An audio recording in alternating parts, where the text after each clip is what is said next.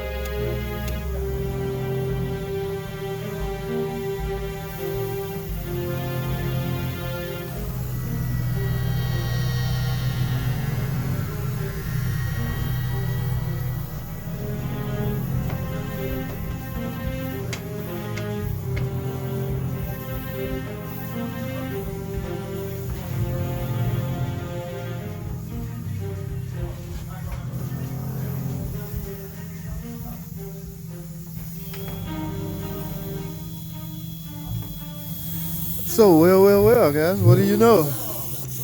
All those guys that were calling me a liar, what does this look like? This look like your typical transmission cooler that sits in the front of the radiator if it was external.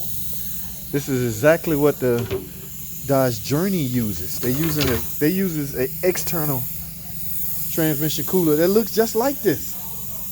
So think about it. If your AC is not heavy duty, there's no reason for the condenser to be extremely large, right? Right. So what does that say? Let's save money, guys. The engineers got together. Let's save some money. Let's combine the freaking trans cooler with the AC, and it should fit in the car and work perfect. Now, what they didn't account for was potential problems. All right.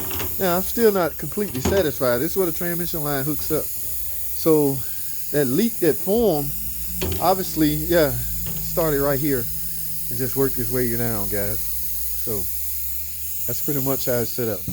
Without that, this size condenser would work perfect in that car. This is a typical AC condenser. Now, without that cooler on it, if you look at this, you would simply think you have a refrigerant leak, okay?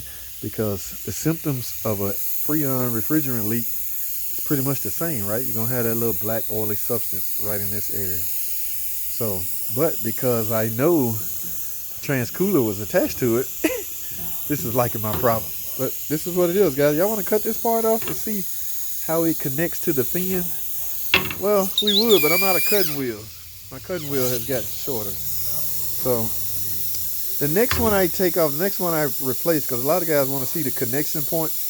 This is where the cooler lines go to, guys. But I'll show y'all on the car when I get some time. Okay, when the next one I do, rather. Guys, still want to cut this off to see how those transmission lines go in here and it do its thing. I don't have enough wheel, guys. I'm sorry. We'll do the next one. All right, but I want to experiment with you guys because y'all are saying stuff I was learning from y'all. As far as, again, guys, when we get a problem like this, we merely replace the part. You guys are obviously more in tune, or more curiosity is killing you. You want to know. One guy kept telling me, God, the fins at the top is for the transmission cooler. The rest of them is the condenser. So I say next chance I get, we're going to cut one open. Here you are. All right, y'all stay tuned, man. I just wanted to get this off my chest. And to those guys that are not believers yet, I don't know whether they're not believers or they haven't been exposed to it. Remember, guys, you don't know anything until you're exposed to it. You're going to be resistant to believing something that you hear somebody say. Some cases, you literally need to be exposed to this for it to sink in. Like that guy with the 40-year ASC Master Tech guy. I don't think it's not that he don't believe me. He just haven't been exposed to it yet. He haven't replaced one yet. But that's a terrible way to go by. You just get on the internet and calling people, ripping people off and all that stuff I don't do this for my health. Condensers don't pay enough to just do just because. What the hell? That's the only thing that offended me, okay? Yes, I have no problem with somebody not believing me, but when you just flat out call me a ripoff, I'm ripping off customers by selling condensers when in fact they need a radiator. That just tells me a buddy haven't been exposed to this. So maybe when he look at this video, there's 3 more. I put all screenshots of these guys as hardcore believers or hardcore non-believers. All right, I don't know if this is going to change their mind. Likely not. They insist the cooler's inside the radiator. Yes, that's on some cars. This particular car, everything is not the same per car, guys. I learn that all the time. I don't do a lot of the other makes, but I can only explain to you what I know. So until you are exposed to this, you may continue to be a non-believer. All right, that's all I have, man. Thanks for watching.